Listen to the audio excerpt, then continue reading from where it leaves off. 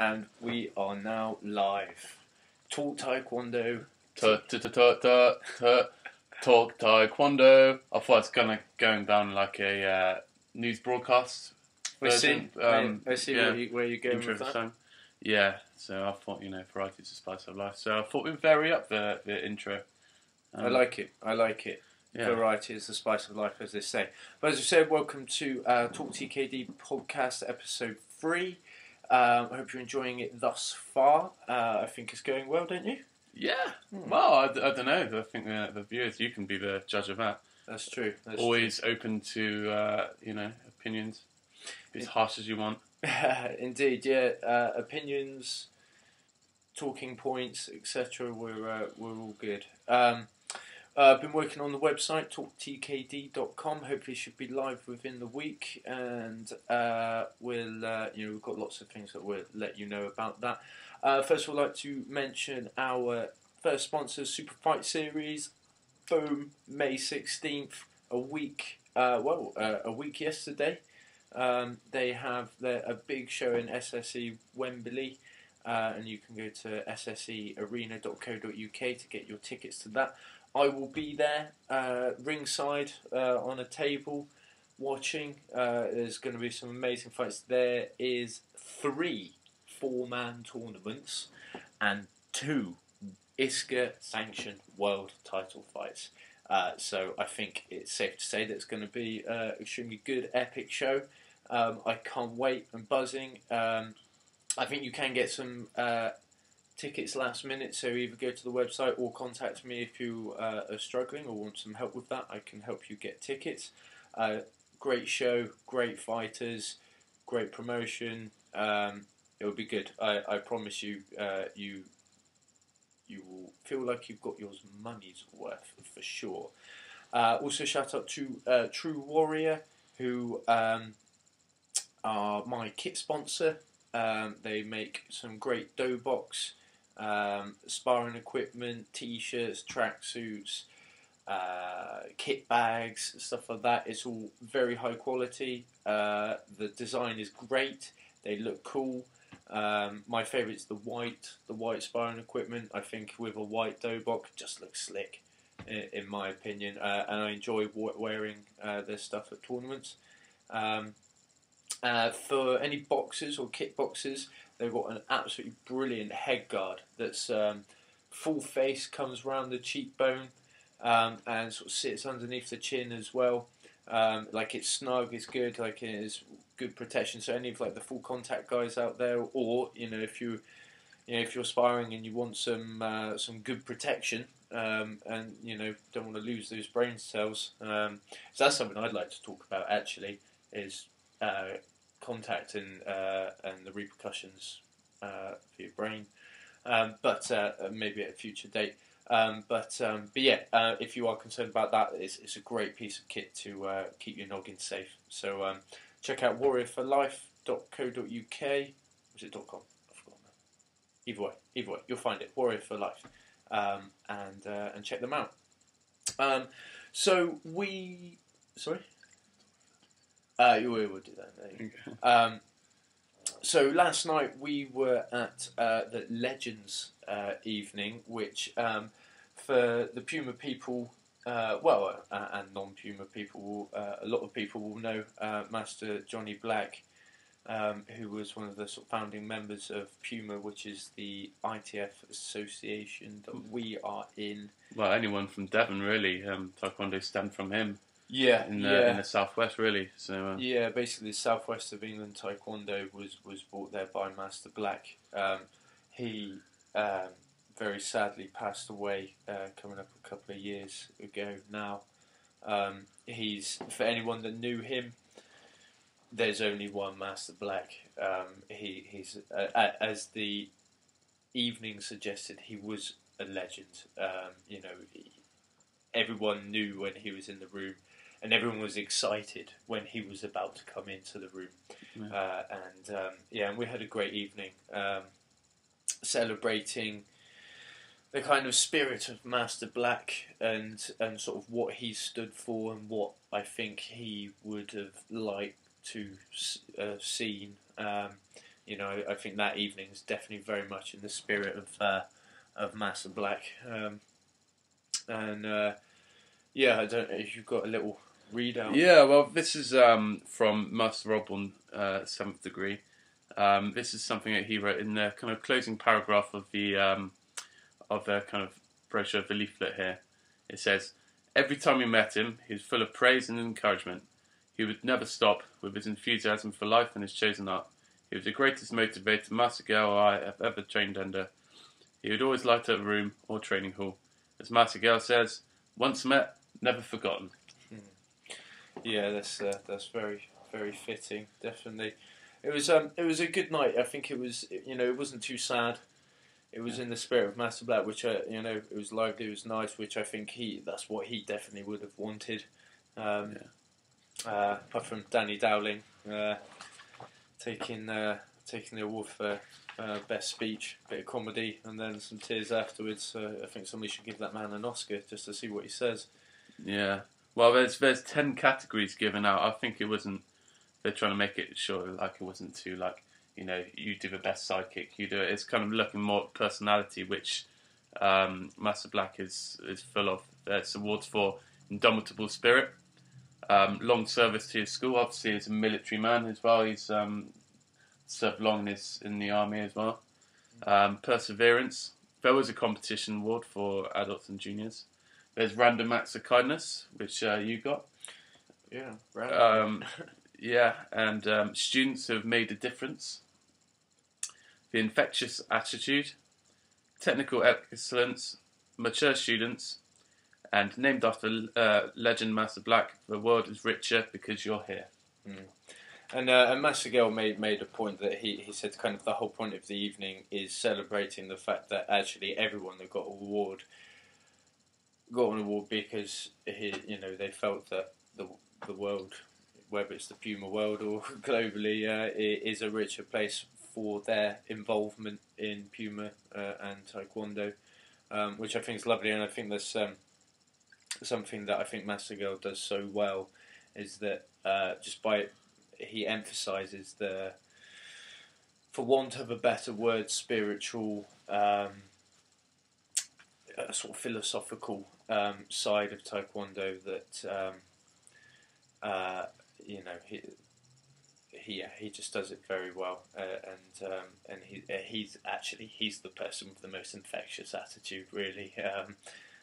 Master Gao and Master Black and Master Oberon, of course. The three of them were special people. For those sort of non-Puma people, you probably think, "Oh, okay, I don't know these." Well, I'm sure a lot of you do know those people, so I think it is relevant. But apologies if you don't know who we're talking about. But hey, Google them, YouTube them. They're special people, and obviously very close to us. They've watched us grow up from little boys, to the men that we are today. It's taught us that Taekwondo is more than just kicking and punching. So Indeed, I think that's so important and so easy to forget as well. Sometimes that you might be world champion, you might have be able to do a 6 o'clock side kick, whatever. Like if your heart isn't in the right place, if you're out there for sort of egotistical gains or whatever, you'll find it hard in a group where that side of things are emphasised for a good reason. So overall, good evening. I think everyone thoroughly enjoyed it. It wasn't all doom and gloom. If you don't know, Master Black was a very funny guy, apart from being, a great character and stuff like that. He was a very funny guy. And dare I say it, he was, we have something called Blackisms, which is moments of clumsiness, or I don't know how to put it. Just things Master Black does. Yeah, randomness. Yeah. If you want to give me an example, you've probably got a whole catalogue, so many to choose from. I think my most relevant and best one actually involves you. I can't remember if it was like your first adult summer camp, maybe, or maybe not the first one, but we have an annual summer training camp, and we do beach training each morning. And Master Black came down with his yellow beach patrol jumper and his hat umbrella thing, as he does, and he was looking at some self-defense techniques and locks and holds and how to get out of things and stuff like that. And he's like, "Oh, I need a volunteer. Mikey, oh, come here." He's like, and Mike sort of walked over, being, tough, big competitor that you are. Well, I like to think so. Yeah.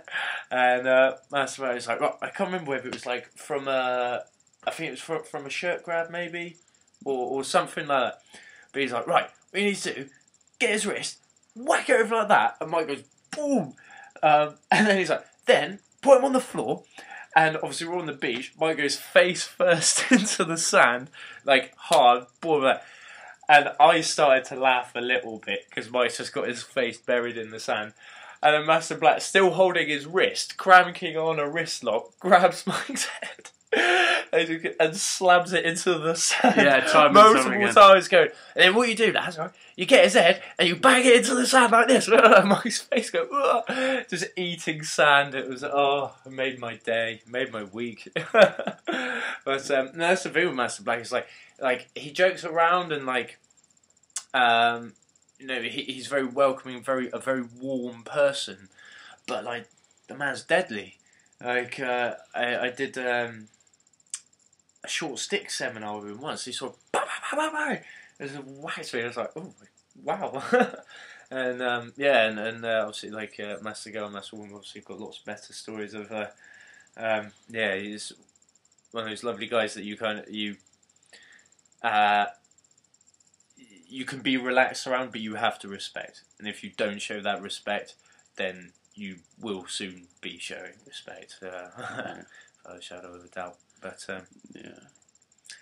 I think, things like, I mean, there's the classics like he was caught trying to break into, or like trying to get over the fence of Bruce Lee's house in Hong Kong. Yeah.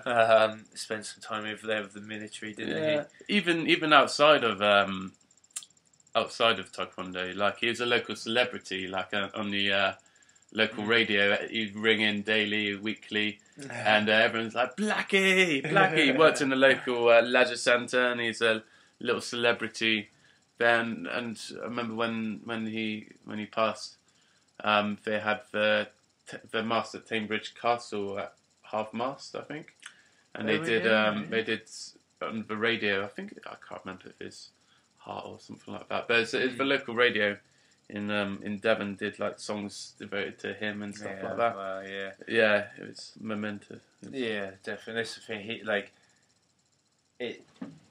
Where I think like he was just a special man, regardless of the fact that he was an 8th degree senior master at Taekwondo. I think, even if he'd never put a dobok on, I think he's just one of those people that if you may say, yeah, he's a special guy. And obviously we're very blessed to the fact that he did put a dobok on, and therefore brought Taekwondo to the southwest of England, and helped teach Master Go, helped teach me. Without him, we wouldn't be here doing this podcast. Yeah, that's crazy. Yeah. So thank you, Master B. Yeah, it's a good evening all round. It was fun. It was enjoyable, and it wasn't all too doom and gloom. Yeah, it was groovy. Yeah. In other news, last weekend was the MWTA Master Wolves Taekwondo Association's British Championship. It certainly was. We plugged it on the podcast. I hope they heard the shout out. Yeah, it seemed as if there was a good turnout. There seems to be loads of different organisations there. Good. Yeah, from what I could see, there's some good bouts going on. Excellent. Do you know any results? A few. I don't want to name individuals, but I'm sure they. If you name a winner, I'm sure they'll go. Well, okay. Like Kimberly Bradshaw. There's congratulations. Yeah, I saw. Also recently a 5th degree as well, so congratulations, ma'am, on that as well. Yeah, plug away. What was good about it is I saw that she's up against quite a few opponents. which is quite rare for that division. Yeah, like heavyweight female black belt sparring. Normally there's not too many, but I'm glad she got a good category.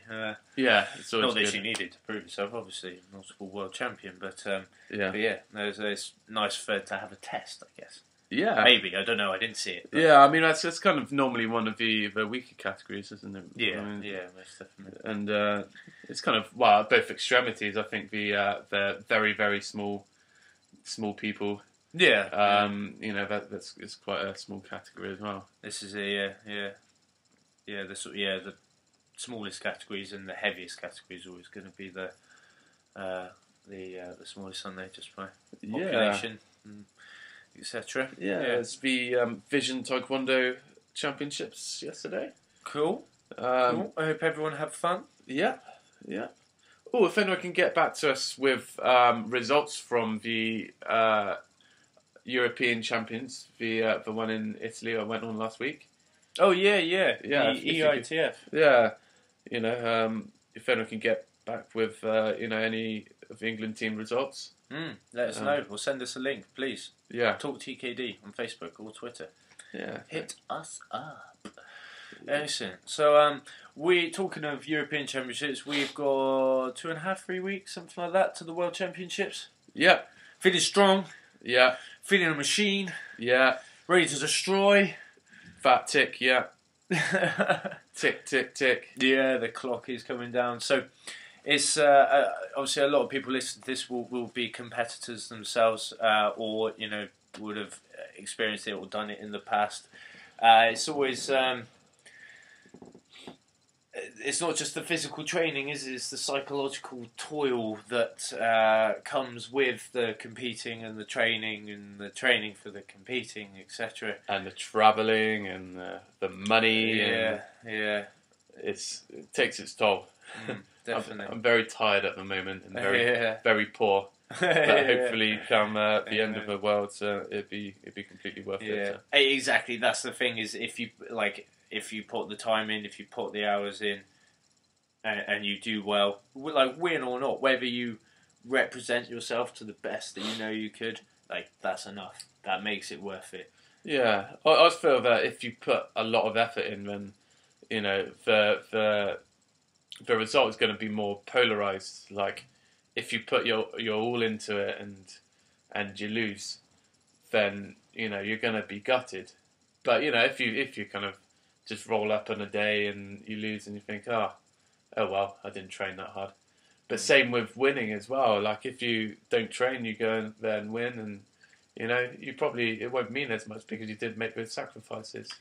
This is it. It is the sacrifices that make it what it is. I think we might have mentioned this before, but I've been more proud of some tournaments where I didn't win because of the training that I put into it and the opponents that I faced than other tournaments that are arguably as good, but I didn't put the training in, or I didn't have the opponents. I mean, the training thing, I try to avoid that. I think you at an elite level, you kind of only really made that mistake once or twice, twice maximum. Where you don't come in as fit as you should have been. 2004 World Championships in Korea were the one for me, the turning point.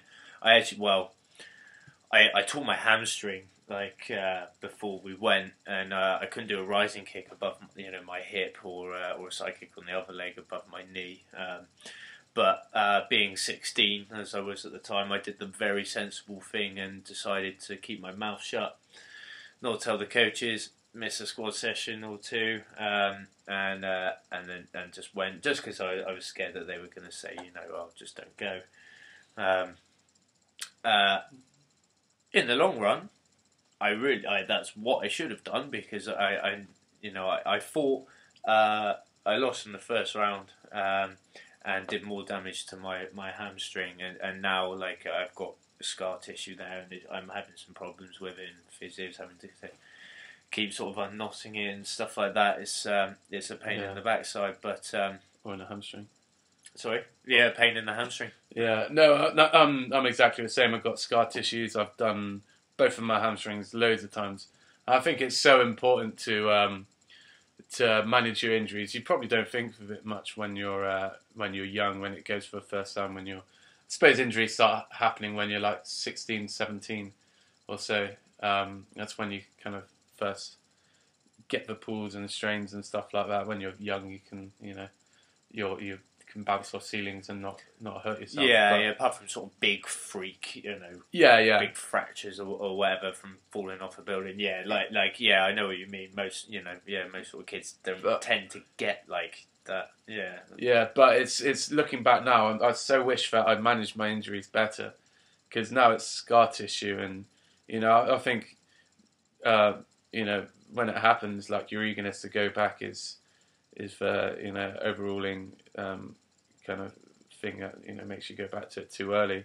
And I think it's a lot better just to be sensible. It's hard talking to 16, 17-year-olds who are like, oh, I just done a hamstring injury or something like that. I've got the South Bristol Open coming up in 2 weeks' time. I've got to train for that, and it'd be all right. So you have to prioritise. Yeah, definitely. Manage injury management and overtraining is Massigel and Mr. Lemon will tell you, has been an issue for myself in the past. I think between the ages of 18 to 23, 24, something just trained so hard and did so much and competed so much that I did some damage to myself in those years, I think. I learned some lessons and stuff like that, but now I can't compete as much as I did because I competed too much, I think, back in the day. And I was trying to muddle kickboxing and Taekwondo and continuous kickboxing, full contact kickboxing, etc., and trying to do this, that, and the other, and compete at a high level in Taekwondo, and it just went hell for leather. And Massigel constantly saying, Phil, you're overtraining, you need to rest, etc. You need to take it easy, and being the stubborn young man that I probably still am, but less so, I like to think. I try and learn. I did listen, and it was one of those things. I'm like, okay, I should rest, and then I rest for train lightly for 3-4 days, and then by the end of the week, I'm just back slogging on again. That's not a problem these days, because I literally can't. My hamstring won't let me. My body won't let me tear it up until that point. It's age, lovely. Yeah, it's also important to look about what you put in your stomach as well. You see kids doing a lot of dramatic weight loss and stuff like that, which is doing them no good in the long term. Apart from draining them and making them weak for the competition itself, it also has long-term effects, and can make you ill, and while you've missed out on tournaments because you're sick because you lost too much weight and you didn't put the right stuff in. I got knocked out in patterns once. Not literally knocked out, but I did my pattern. I think I won, or maybe I lost. I can't remember. And it came up and just whited out. Literally went white and just And that was a similar time that I was trying to go 76 kilos to 80 kilos to 76, and just I think at one point I had 6 fights or competitions, including internationals, British titles, and full contact fights in 8 or 9 weeks or something like that. So pretty much every week fighting, competing, and juggling my weight and stuff like that. And I think the last one of those was I did a pattern and just went boom and just coming out because I was had overtrained, and I was just exhausted, absolutely exhausted. Yeah, I've learned the hard way. That's not a problem that so much these days. No. It's, yeah, that's the problem. But if anyone said, if anyone listening has any tips about maybe like knowing when you're getting to that point of overtraining, or has had any overtraining sort of problems themselves, or think that they might be overtraining, then please get in contact. Talk TKD. Hopefully, by the end of the week, you can go on the website and go on the forum and just start your whole new forum on the website. But for now, you can hit us up on Facebook. Yeah. In non-Taekwondo news, we had the... But this is Talk TKD, Michael Whitlock. Yeah, but we had the general election. We did have a general election. And I understand that, Taekwondo should be free of politics. But we both know that's not the case. No. No. And now it's kind of becoming a bit like it seems like Taekwondo organisations are almost like parties, like saying, come to us. We have value for money. We have... These are our USPs. Yeah, so what would be the most important thing for you? If you could choose one thing, there's like costs, there's money, there's there's the ambiance, the nature of the organisation, the friendliness. There's the access to tournaments. What would be the number one for you at this moment in time? That's a very good and tricky question. And I think, obviously, like for an association, they need to get a balance of all of those. Oh, yeah. I think, it's the obvious answer. But I, sounds hippie-ish, but, like, for me, honestly, it's having just good people around you with good leadership. I think for me that's the most important thing, and I think that's what's kept me on the straight and narrow is just that, the background work that everyone does, and just the social. I mean, obviously you were 5, I was 7 when we started. In fact, think about last night, the table that we sat on, Pearl and Chippers, as we're allowed to call them. Scale and Chipperfield were next to us, and they're like second mums to us, or big sister, maybe that's more preferable term for them. You choose, it's up to you. But yeah, I mean, they've watched us grow up. Like Pearl knows all of my family, who are talking, and just having that support network of good people, and for me. That's important because, my kind of philosophy on Taekwondo is that it's a model for living. It's a way to live your life. And I think the only way for that to work is for the other people to be interacting you within that model, need to adhere to, the integrity and kind of courtesy, etc. that is required for the model to work, and obviously, I think we're extremely blessed. I think we're two of the luckiest dudes. There are Master Gale, obviously he's the chairman of our association, but obviously he's been our instructor since we were little kids, and he's had a big effect on us and our upbringing, and just having this, we'll go through periods where I don't talk to him that much and stuff like that. But it's fine because I know that he's always there. If whatever happens, etc. If anything happened, I know that I could pick up the phone and he'd be give me an ear to listen to and help me as much as he possibly could, which is amazing considering how much he does for other people and our association. So for me, good people in the group, but I think that filters down from the leadership.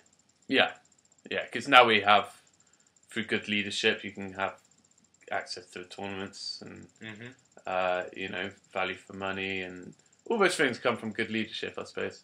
So yeah, Yeah, it does. It does filter down. yeah. So he's our Cameron. Unlike tax cuts for the rich and all that. No, sorry, I was going back on the general election. Oh, okay. Yeah, I didn't mean that. What I just said, I don't know. Okay. I don't know what we're saying. What about you? What do you think, Michael Whitlock? Well, I think you summed it up pretty well. I think good leadership because from a competitive point of view, I'm my body's not going to last forever. I'm not going to be able to do triple backflips, somersaults, landing in splits kick for the rest of my life. You can do that now.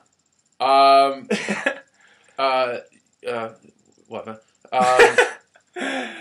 That was a very good politician's tactic. Get answered a question or get caught up or something. Just anyway, moving on. Yeah. So it's. I think in future it's going to be my escapism, and my way of kind of getting out of work and just relaxing and stuff like that. So for the whole access to good tournaments and stuff probably won't be too beneficial for me. So having someone, a good leader who can cater for a lot of people, for those who are, got talking about last week, Matthew Powell, people with disabilities, and catering for like the Norman Lucas, the older people. This, I think that's just it. It's about having somebody that is aware and cares about the needs and wants of the whole group, and that's a massive responsibility and job and something. Yeah, my hat off to anyone that is. It's like running a country. I'm sure it feels like it. Okay. Well, Master Girl for president, prime minister, even. Yeah. Well, okay. In other news, Prince William and Kate have had a baby. Yeah. I'm trying to get him. I've given them an email and said, look, I've got a Little Pumas class Wednesdays and Sundays in Patchway. Send them my way. It'll be a little Prince Warrior. Yeah. I'm just trying to relate that to Taekwondo, really. Royal babies and Taekwondo. Royal babies and Taekwondo. What's a good age to start Taekwondo? What is a good age to start Taekwondo? That's a good one. I think it is all dependent on the child. I teach some 4 going on 40-year-olds, and I have some 40 going on 4-year-olds. I'm joking. My WMA adults, I love you all. But yeah, I think it's dependent on the child, really. I personally start, like, the age that I take them from is 4.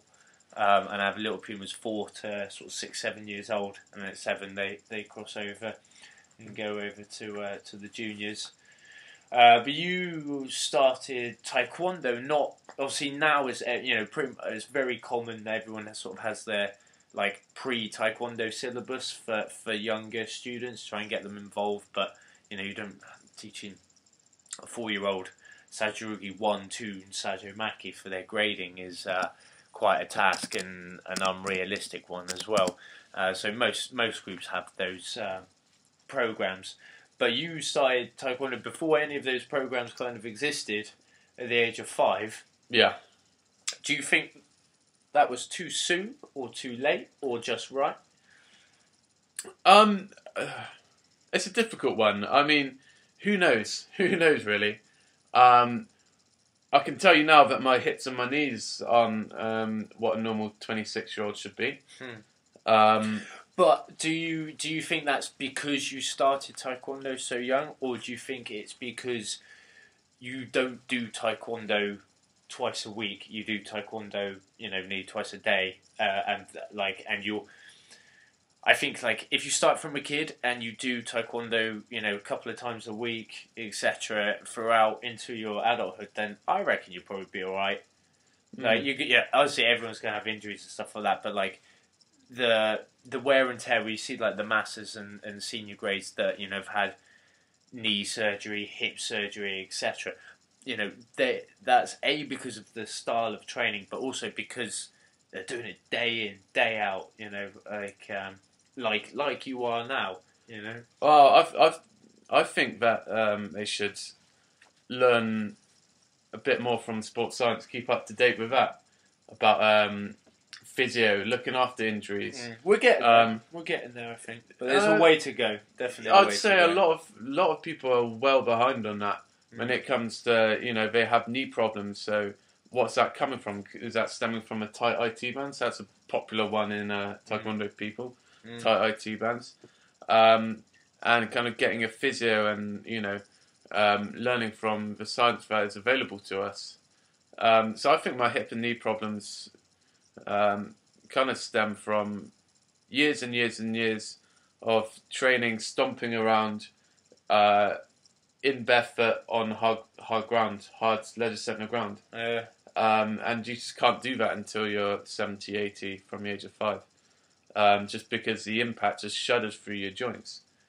And you see nowadays a lot of full-time dojos getting matted surfaces and stuff like that. And I think that's something that it's coming harder to become instructor because it's not cheap, but those could really help you with your longevity, having a matted floor.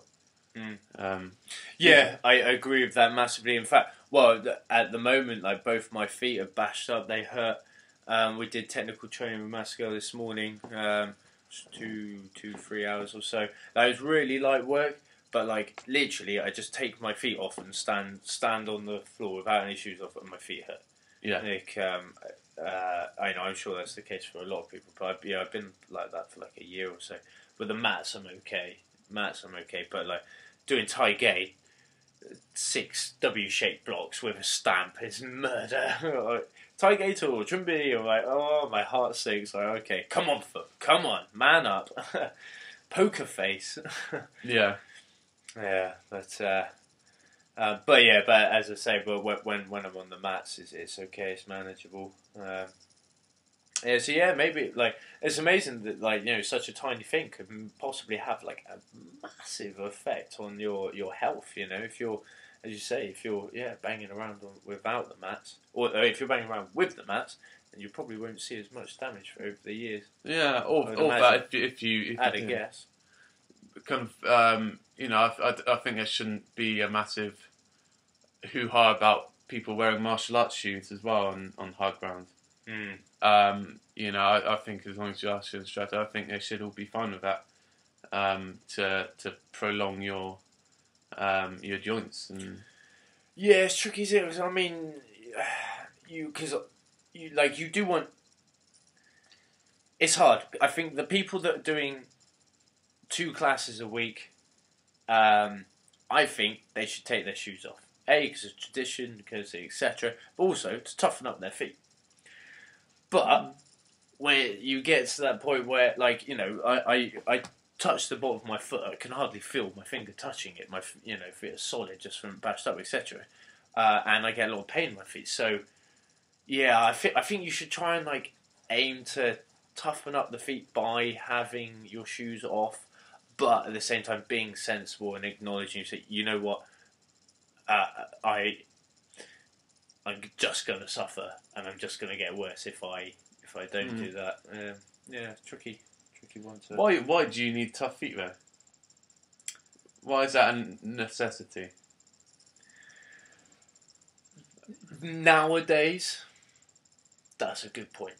Do you need that tougher feet? I mean, if you're going to be breaking, doing destruction and stuff like that, and kicking people barefoot in the face, then I guess. But actually, surely there's safer ways of doing it without risking your hips and knees.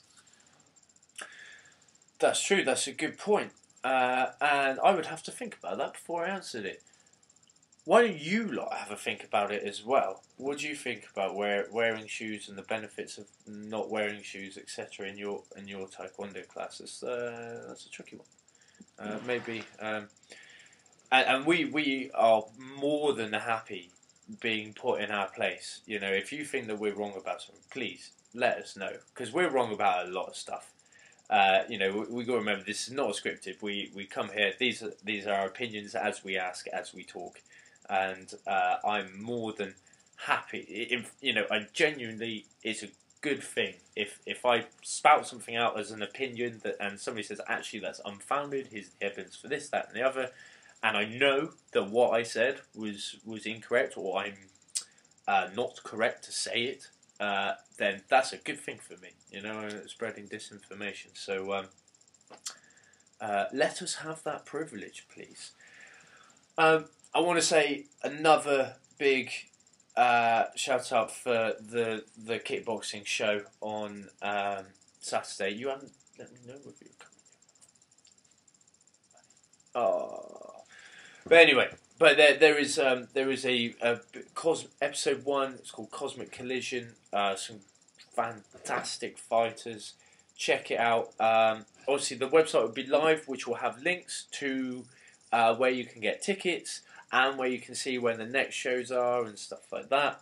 I will be fighting on Super Fight Series, the show after that, on the July 11th. Again, I'll let you know how you can get tickets for that, obviously through me, hopefully through the website as well. Any closing comments, Mr. M. Whitlock? Is there anything coming up? Events. Open events, I'm not too sure about. So we've got the Puma English Championships coming up after the World Championships, June 14th, Swindon. Yeah. Other than that, we've got an exciting project hopefully coming up. We're teaming up with a gentleman from Bristol who is a professional martial arts photographer. He does competitions, events, club visits, etc., and does some really great professional photos. For those listening to just the downloadable podcast, please check out the YouTube video as well for some extra entertainment from Mike that you won't pick up via the audio. But yeah, as I say, hopefully we'll have some more details out about that. We can get you some good discounts on having club photo shoots. You know, obviously we all want good photos of us in our gear doing what we do the best, because we are the mighty, mighty Taekwon-Doers. You know, good for like profile pictures and stuff like that, and for instructors as well, for promotional stuff, event holders, competition holders, etc. It's you know, it's a good way for you to possibly make some money yourself as well. So we'll have some details out about that, and lots of other things that I'll put out on the Facebook and the website and stuff like that in the coming days. Massive thank you to for Masco Masogbon for Legends Night last night, and thank you for our awards. I forgot to mention you picked up a Top Competitor award. I must admit, when they did that and called like the people out, the top competitors, and then went on to the next category, I thought, oh, they've forgotten me. I thought, oh, it doesn't matter, you know. But no, I've got another nice one. In fact, I've got it right here on my window piece. I don't know if you can see that. Possibly not. But it's printed, and it's got Master Black in a classic Bruce Lee pose, as he did love Bruce Lee. There's the man. Any thoughts to sign off? We have been taught TKD. You have been great. And we'll see you again next time. Talk,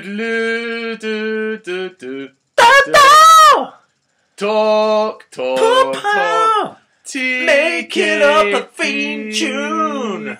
Talk TKD. Yeah. Jazz hands.